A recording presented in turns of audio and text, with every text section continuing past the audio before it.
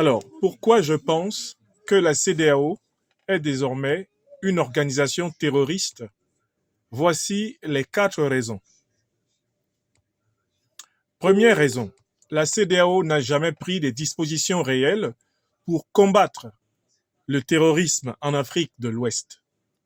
Elle a attendu la naissance de l'armée antiterroriste de l'Alliance des États du Sahel pour faire semblant de mettre en place une armée antiterroriste à son tour. La CEDEAO est donc complice de l'expansion du terrorisme en Afrique, au moins par omission. La deuxième raison pour laquelle je suis convaincu que la CEDEAO est désormais une organisation terroriste. La CEDEAO a pris des sanctions économiques, diplomatiques et politiques illégales, inhumaines, illégitimes et criminelles contre le Mali, le Burkina Faso et le Niger, provoquant des milliers de morts dans ces pays et favorisant indirectement les attaques terroristes contre les pays de l'Alliance des États du Sahel. Troisième raison, les pays de la CEDEAO sont aujourd'hui des bases arrières reposantes, des groupes terroristes qui ensanglantent le Sahel. C'est notamment le cas du Sénégal, sous Macky Sall et Diomaye Faye, qui héberge l'ambassadeur d'Ukraine, qui a avoué sa participation à l'attaque terroriste de fin juillet 2024 contre le Mali, à Tine Zawaten.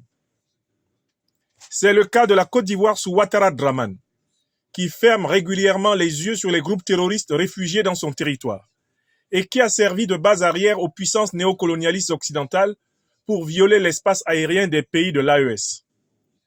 La Côte d'Ivoire sous Ouattara Draman, qui a officiellement annoncé un corps expéditionnaire de 1500 hommes à lancer contre le Niger.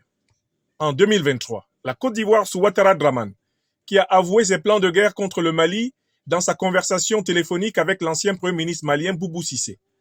La Côte d'Ivoire sous Ouattara Draman, qui a infiltré un commando de 49 mercenaires munis de faux passeports au Mali, courant 2022. C'est le cas du Ghana sous Nana Akufo-Addo, qu'une enquête européenne a identifié comme base arrière de ravitaillement et ressourcement des groupes terroristes.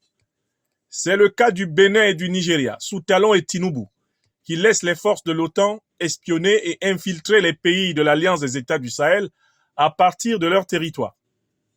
C'est le cas de la Guinée-Bissau, de Sissoko Umaro Embalo, qui a affiché plusieurs fois sa volonté d'agresser militairement les pays de l'AES avec sa soi-disant force anti-putsch, pour ne citer que ces quelques faits.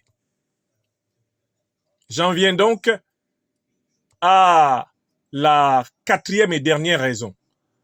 La CEDEAO a laissé les puissances impérialistes occidentales, qui parrainent les organisations terroristes, Al-Qaïda et l'État islamique, infiltrer les instances et la haute hiérarchie de ces forces de sécurité et de défense, ce qui permet à ces infiltrés d'instrumentaliser la CEDEAO contre les efforts de souveraineté des pays africains.